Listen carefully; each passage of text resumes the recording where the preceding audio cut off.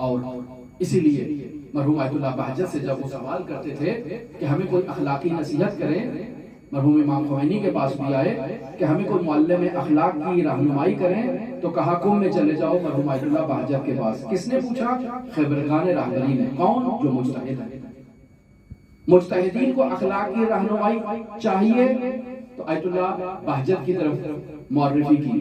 آیت اللہ بہجت نے ایکسپٹ نہیں کیا، واپس آئے امام خمینی کے پاس کہ بتائیں کون ہے؟ کہا نہیں وہی ہے اور کوئی نہیں ہے۔ اچھا، کہا اس قدر اصرار کریں کہ وہ ایکسپٹ کر لیں، اور کوئی بندہ نہیں ہے۔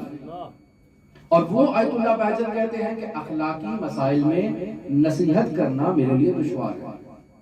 اگر آپ نصیحت چاہتے ہیں تو جاؤ مرحوم شیخ ہریانگلی کے ابواب جہاد بالنفس کا مطالعہ کرو، ہر روز ایک حدیث کا مطالعہ کرو، اس کو سمجھو، اپنے وجود پہ ڈالو، معلوم ہو جائے گا کہ تمہارا نفس کیا ہے۔